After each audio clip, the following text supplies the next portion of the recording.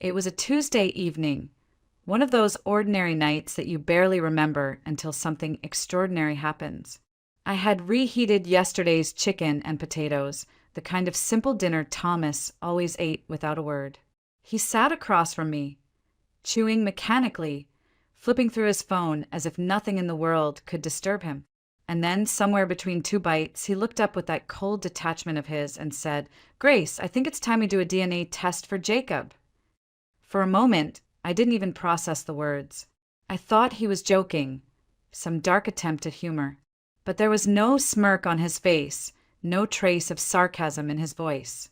His jaw was tight, his eyes fixed on the table rather than on me. The fork clattered against his plate, a sharp sound in the silence of our kitchen. My chest tightened as though all the air had been sucked out of the room. 15 years. We had been raising Jacob together for 15 years. Every sleepless night when colic kept him crying until dawn. Every scraped knee. Every science project. Every soccer game in the rain. We were a team. At least I believed we were. Now my husband was questioning it all. "Are you out of your mind?" I forced a laugh, hoping he would crack a smile, admit it was nonsense. But he didn't. His face stayed still, carved in stone. The absurdity of it made me dizzy. I could still see him standing in that delivery room, tears streaking down his cheeks the first time he held Jacob. Thomas never cried, not even at his mother's funeral. But he wept that day, clutching our newborn as though the world had finally given him a reason to feel. I held on to that memory like a lifeline, but now it felt like a trick of the mind. I didn't shout at him. I didn't throw the plate or demand how he could dare insult me like this. Instead, I went through the motions of the night as if nothing had happened, then lay awake beside him in the dark. He slept soundly, his breathing steady, while I stared at the ceiling fan, counting the turns of its blades, wondering how my life had suddenly veered off course. For the next 2 days, the silence between us grew unbearable. He left for work earlier than usual, came home late, barely looked at me, and then, without further discussion, we were sitting side by side in a private clinic, waiting for the nurse to call us in. Jacob had asked that morning why we were all going to see a doctor. Thomas, calm and clipped, told him it was just a routine checkup, some blood work. I couldn't bring myself to contradict him. I didn't tell my sister Anna, who called me every night to check in, or my best friend Vicky, who always had opinions about men. I carried the weight of it alone, because saying it aloud felt like admitting it might be true. The nurse greeted us too cheerfully, as though she hadn't noticed the tension radiating from our chairs. Her smile felt like a spotlight on my shame. Did she see me as the unfaithful wife? Did she see Thomas as the wronged husband? Or maybe she just saw us as another couple slowly unraveling in her waiting room. When she swabbed Jacob's cheek, he winced and looked at me for reassurance. I smiled, but inside I was shaking. Thomas didn't smile, didn't even meet my eyes. He signed the paperwork with a steady hand, as if this were nothing more than a tax form or an oil change. I sat there, silent, trying to hold myself together, feeling as though the walls of the clinic were closing in on me. And that was the moment it truly sank in. My husband, the man who had once cried with joy in a hospital room 15 years ago, no longer trusted me. And in his silence, in his coldness, I realized this test would not only question Jacob's bloodline, it would test the very foundation of my marriage. The days that followed felt like walking through fog. Each hour dragged, heavy and silent. Thomas barely spoke to me at all. He left for work before dawn, came home long after sunset, and when he did sit down at the table, he ate quickly and mechanically, as though my presence was an inconvenience rather than a comfort. At first, I tried to pretend nothing had changed. I folded his shirts, left his coffee in the thermos by the door, even set the table the way I always had. But the silence between us was like a solid wall, growing taller with each passing day. Jacob noticed it before I could mask it. One evening, while pushing the peas around his plate, he whispered, "Mom, is Dad mad at me?" His big brown eyes were searching for reassurance, for a simple answer that could make it all disappear. My throat tightened, but I forced a smile. "No, sweetheart. He's just tired. Work has been hard." The lie tasted bitter, but what else could I tell him? That his father questioned whether he even belonged to him? That our entire family balance was hanging by a thread? When Anna called me that night, her voice warm and familiar through the receiver, I wanted to spill everything. She had always been my anchor, the one who reminded me who I was when life got dark. But instead, I just told her I was tired. She hesitated, then sighed. "You know, Grace, Thomas has always had this streak. Remember how he used to question me about every detail when I babysat Jacob? He worried about the most absurd things. I told myself it was because he cared too much. But sometimes I think he just doesn't know how to trust." Her words dug into me, because I remembered it too.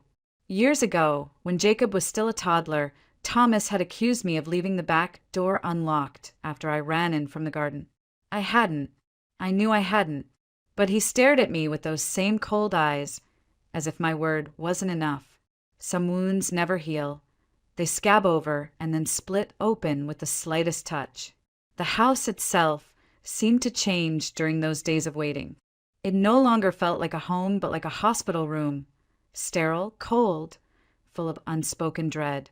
Thomas moved around it like a patient on autopilot, silent, detached. Even the air felt heavy, pressing down on my chest. I started to notice the little things. He took his laptop into the study and closed the door, something he never used to do.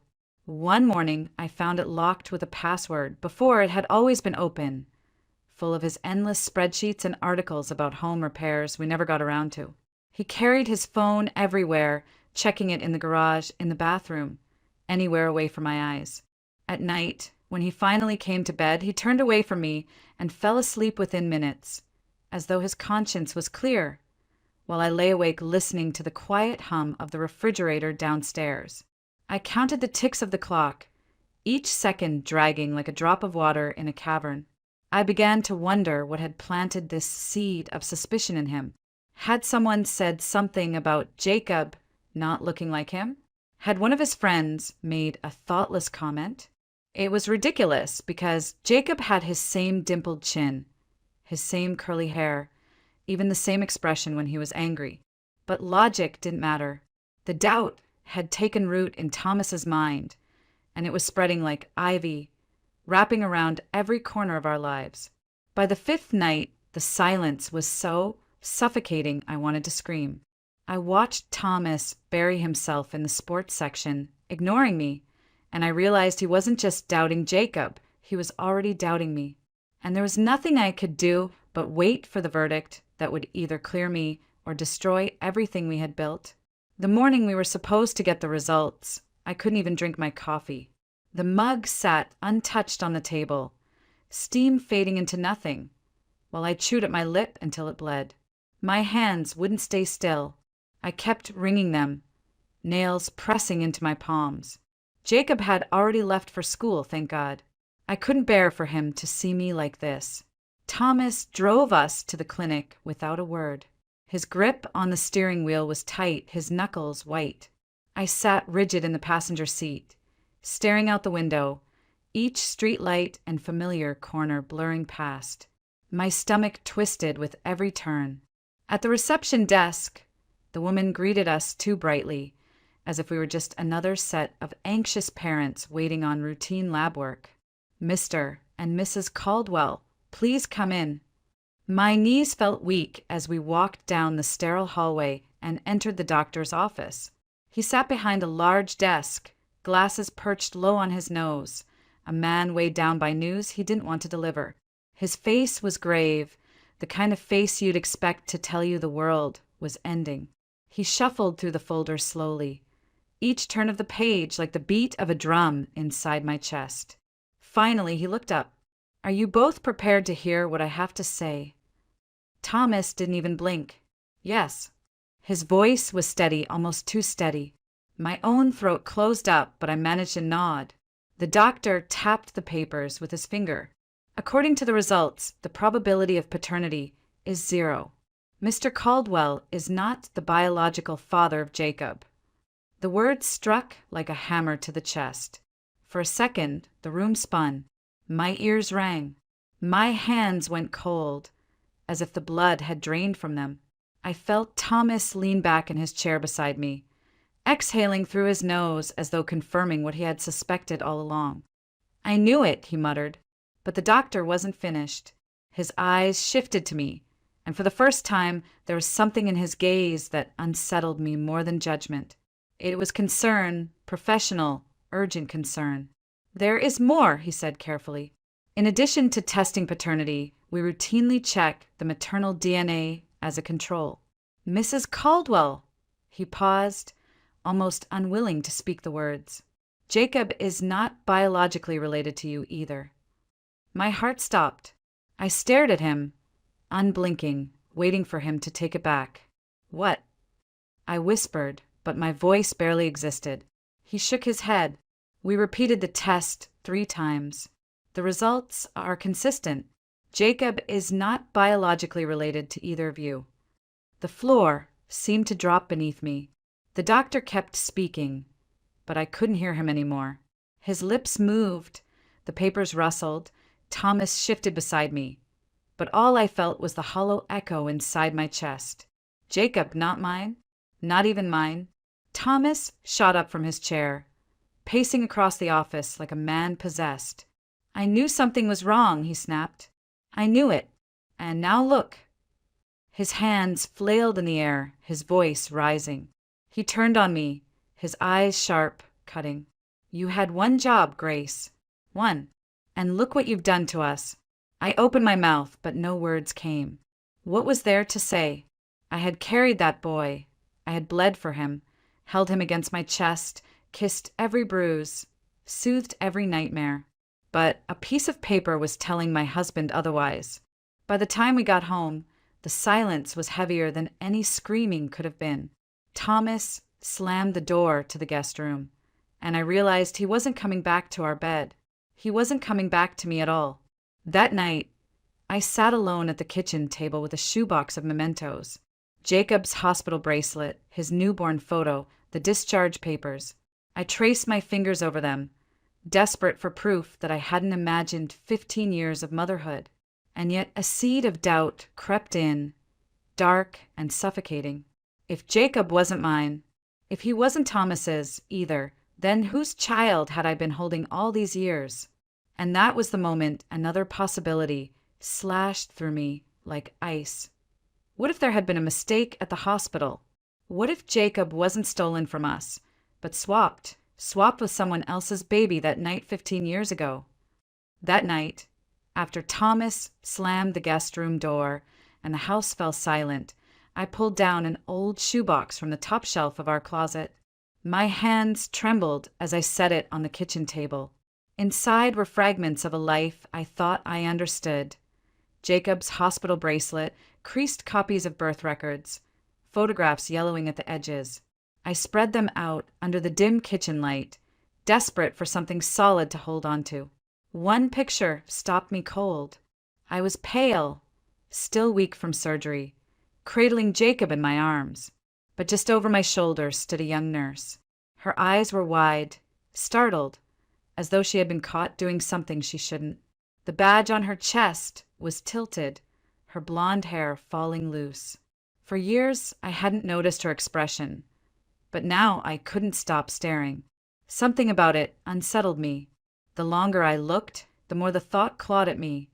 What if Jacob had been switched that night? Not stolen, not abandoned, but swapped in the chaos of the maternity ward. The next morning, I dialed the hospital number printed on the back of the discharge papers. My voice shook as I explained who I was, what had happened, what I suspected. There was a long pause before the operator replied in a clipped, professional tone. "I'm sorry, Mrs. Caldwell. Those records are confidential. Unless you have a court order, we cannot release information." Confidential. That word hit me like a slap. My entire life was collapsing, my family falling apart, and all they had to offer me was policy. I hung up with my hands trembling so badly I could barely press the button. but I wasn't finished. If they wouldn't help me over the phone, I would go there myself. Driving back to the hospital after 15 years was like revisiting a battlefield. The entrance had changed, the signs updated, even the paint on the walls was brighter. But the parking lot was the same, the place where Thomas had paced nervously while I labored inside. I parked in almost the exact spot and sat there for a moment, trying to gather the courage to walk in. Inside, the smell of antiseptic and burnt coffee from the vending machine hit me instantly, sharp and nauseating. At the reception desk, I leaned in and whispered, "I need to speak with someone about possible newborn confusion from January 2009. Please, it's urgent." The clerk stared at me, torn between sympathy and suspicion. "Without a court order," she began. "I'm not asking for names." I cut her off, my voice breaking. Just look. See who else gave birth that day. My child may have been switched. Please." She hesitated, then glanced around nervously before disappearing into the back. I thought she'd left me hanging, until 10 minutes later an older woman appeared. She had silver hair pulled back neatly, a badge that read Diana Whitmore, Patient Services Director. Her eyes were steady, kind, but guarded. "I remember you," she said softly, before I could even speak. "You had an emergency C-section. It was complicated. We nearly lost you." My breath caught. "You remember me?" "I've worked here 40 years," she replied. "Some stories don't fade." She ushered me into her office, shut the door, and let me talk. I poured it all out. The DNA test, Thomas's reaction, the box of mementos, the photograph of the young nurse. She listened without interrupting, only nodding slowly, her expression grave. When I finished, she opened a tall cabinet and pulled out a thick folder covered in dust. "January 2009, she murmured. "We were transitioning to digital then, but a few paper records remain." Her finger traced the lines of handwritten notes. "That day, there were 3 other deliveries. 2 boys, 1 girl. Yours was the only C-section." My pulse pounded in my ears. Could a mistake have happened? She exhaled long and heavy. 2 nurses were out sick. The staff was stretched thin. "I won't lie, Mrs. Caldwell. Yes, it's possible." I gripped the edge of the desk to steady myself. Possible. The word rang in my head like a bell. She closed the file and looked at me directly. There was a new nurse that week. Very young. She didn't last long. Her name was Natalie Brooks. You might want to start there. I walked out of that hospital with my heart thudding, a single name echoing in my mind. Natalie Brooks, the nurse in the photograph, the girl with the guilty eyes, and maybe the key to the truth. I didn't know where to start, but Vicky, my best friend, didn't hesitate when I finally confided in her. "You need a lawyer," she said flatly, as if the choice were obvious. "Not just any lawyer. Someone who knows how to fight hospitals. Someone who won't back down." She gave me a name, Christopher Lane, and insisted I call. 2 days later, I was sitting in his office. He was in his 40s, with sharp eyes that missed nothing and a voice calm enough to steady me. As I laid out the entire story, the DNA results, the hospital visit, the name of the young nurse, he took notes in a yellow legal pad, nodding quietly. When I finished, he leaned back in his chair and said, "Grace, I need to be honest. If you go down this path, the truth may not bring comfort. It will bring answers, yes, but it will also bring pain. Families have been torn apart by less. Are you prepared for that?" I swallowed hard. My life was already in ruins. Thomas had abandoned me. Jacob was slipping away into silence, and every breath I took felt heavier than the last. "I just want to know what really happened," I whispered. Christopher nodded once. "Then we'll start with the nurse. If she exists, if she can be found, she might be the key." He arranged for a private investigator, a man with a reputation for getting answers. I waited, counting the days, the hours, each phone call making my heart race.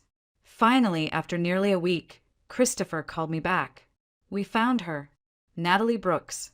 She's living about 75 miles away, out in a rural township. Works as a florist. The word florist hit me strangely, from a hospital ward to a flower shop. It sounded almost poetic, but also like someone hiding from a past they couldn't erase. I couldn't wait another day. Against Christopher's advice to let the investigator handle it, I got into my car and drove. The road stretched long and empty, cracked asphalt winding through farmland. My thoughts pounded with every mile. What would I say to her? What if she denied everything? What if she confirmed it? The flower shop was small, wedged between a pharmacy and a bait and tackle store. Pink shutters, a painted sign with curling letters, and the scent of lilies and eucalyptus spilling out onto the sidewalk. I pushed open the door. Behind the counter, a woman with her blonde hair twisted into a messy bun looked up and froze. Recognition flickered across her face. She knew me. "Can I help you?" she asked, but her voice had already lost its brightness. I stepped closer. "Natalie Brooks, you worked at Harrisburg General in January 2009. Her hands tightened on the scissors she was holding. For a long moment, she didn't answer. Then she set them down, closed her eyes, and whispered. I was 21. It was my second week on the job. We moved into the back room, the air heavy with the scent of carnations and damp earth. She leaned against the wall, her fingers trembling. That night was chaos. 2 births happening at once. 1 C-section, 1 natural. Babies crying everywhere. We were supposed to double-check the bracelets, the bassinets, everything, but I was rushed. I thought I had it right. I really did. My voice cracked. "You switched them." Her eyes filled with tears. Not intentionally, but when I realized later, I went to my supervisor. She told me to keep quiet or I'd ruin families and ruin myself. I just left. I couldn't bear it. I stood there, stunned, my heart pounding. All those years, all that love, and it had come down to a 21-year-old's exhausted mistake. But she wasn't finished. Her eyes lifted, searching mine. I remember the other mother. She had red hair, tied back in a ponytail. Her husband worked construction. Her name was Monica Reed. The name carved itself into me like fire. For the first time, there was a direction to my search. And with it, the terrifying possibility that somewhere out there, another boy, my boy, had been living someone else's life all these years. The drive to Monica Reed's address felt like moving through a dream I wasn't ready to wake from. Christopher's investigator had given me the information, but it felt surreal to hold it in my hands. An address scribbled on a slip of paper, a key to the truth I wasn't sure I wanted to open. The neighborhood was modest, rows of brick homes with faded shutters, children's bikes scattered on porches. Monica's house was a 2-story with lace curtains in the windows. When she opened the door, I was met with the warm scent of cinnamon and something faintly like baby soap. She was smaller than I expected, her red hair tied back in a loose bun, her face pale and tired but not unkind. For a moment, she looked ready to shut the door. Then she whispered, "You were at Harrisburg General, January 2009. It wasn't a question. I nodded. "Please, may I come in?" She hesitated, then stepped aside. Inside, the house felt lived in. Worn couches, a crocheted blanket, faint music drifting from a bedroom upstairs. In the living room, a teenage boy sat hunched on the sofa, earbuds in. He barely glanced up, just long enough for me to see his profile. And my breath caught. The angle of his jaw, the set of his brow, it was Thomas. I would have known it anywhere. "Ryan," Monica said gently, "say hello." The boy pulled out one earbud and gave me a polite nod, eyes narrowing with adolescent suspicion. I smiled weakly, my heart pounding. Jacob wasn't with me that first day. I needed to face this alone before I brought him into the storm. But even standing there, staring at Ryan, I felt the ground shift beneath me. Monica sat across from me, wringing her hands. "I need to tell you something," she said quietly. "For years, I felt something wasn't right. Ryan's blood type doesn't match mine or my husband's. The pediatrician brushed it off, said those things happen. But I knew. I just never had proof. Her words pierced me.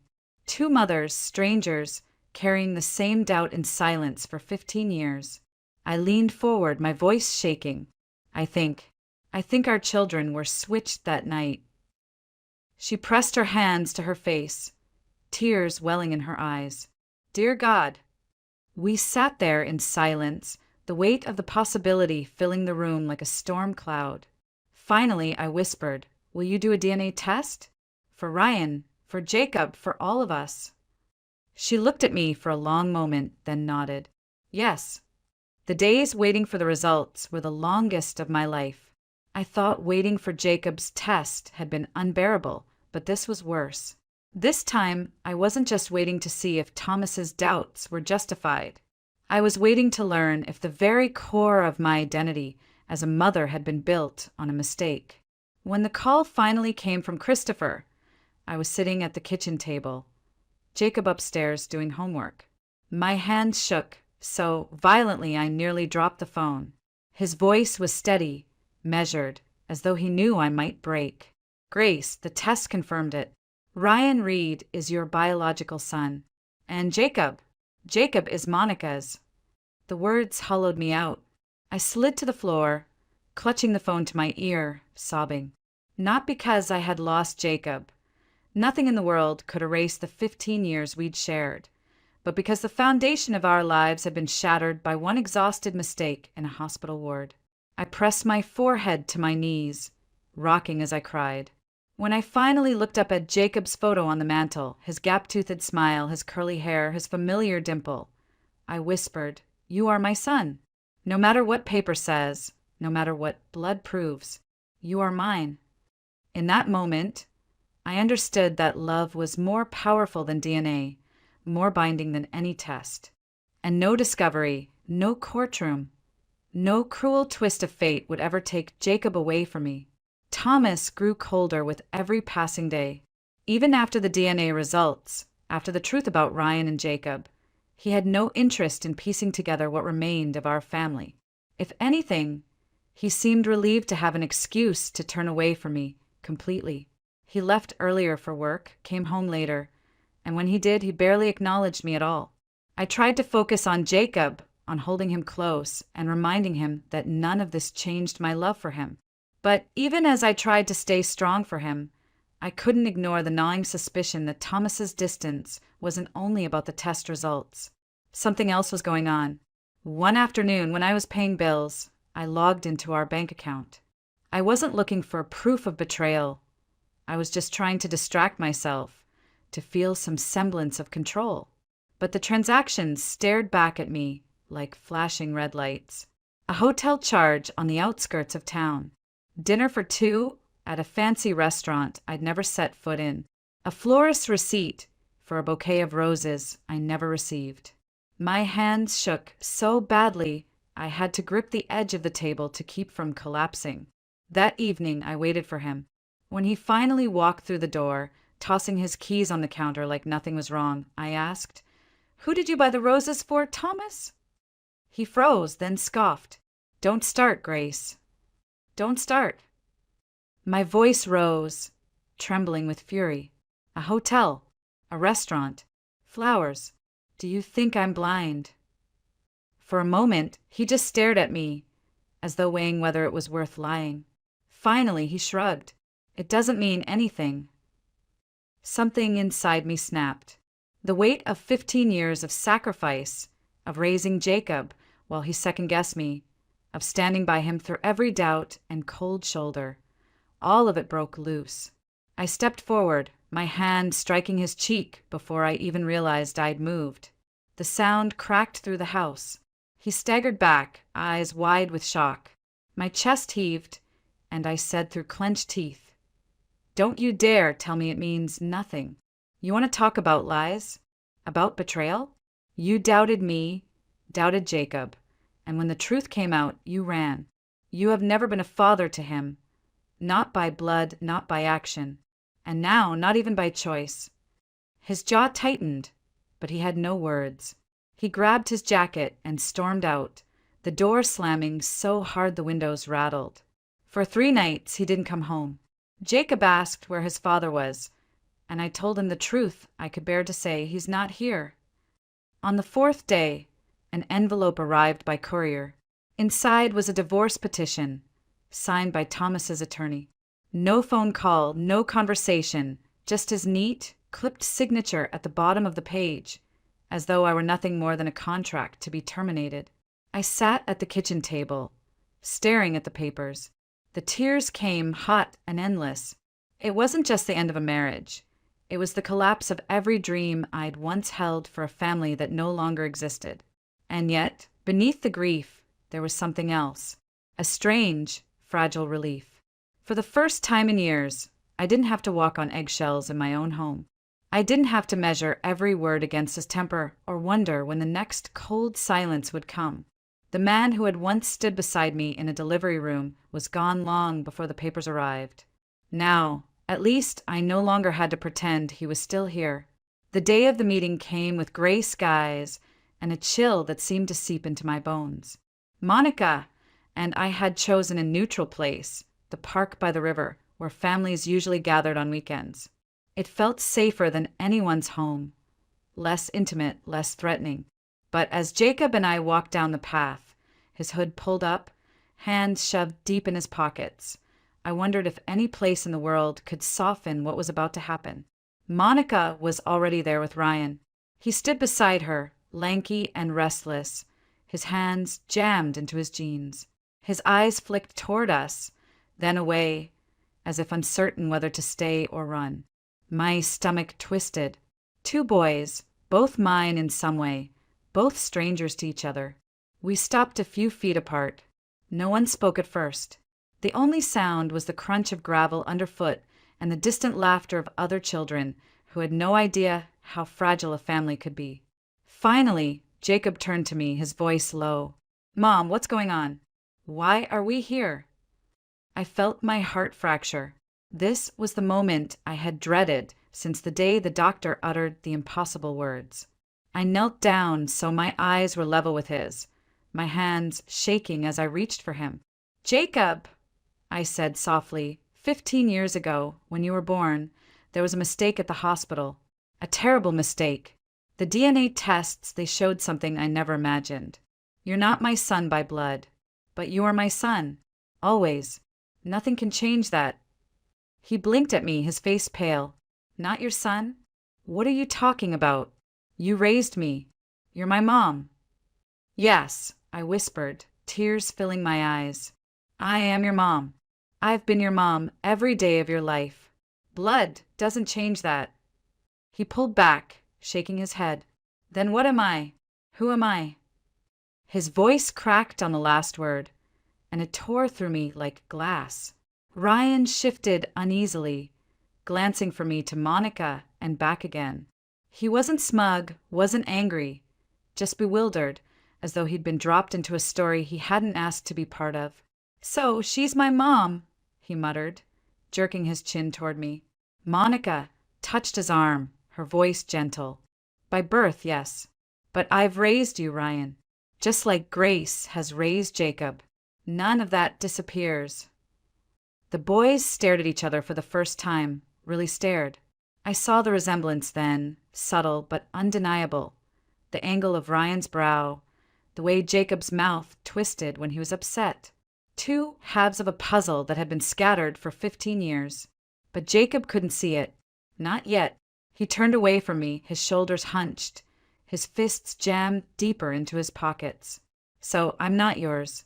Not Dad's. I'm nobody's." I reached for him, but he flinched. My heart shattered in my chest. "No, Jacob, you are mine. Paper can't erase the years we've lived, the love we've shared. You are my son." He wouldn't look at me. His voice was a whisper, raw and jagged. "Then why does it feel like I don't know who I am anymore?" The question hung in the cold air, heavy and unanswerable. Ryan shifted awkwardly, staring at the ground.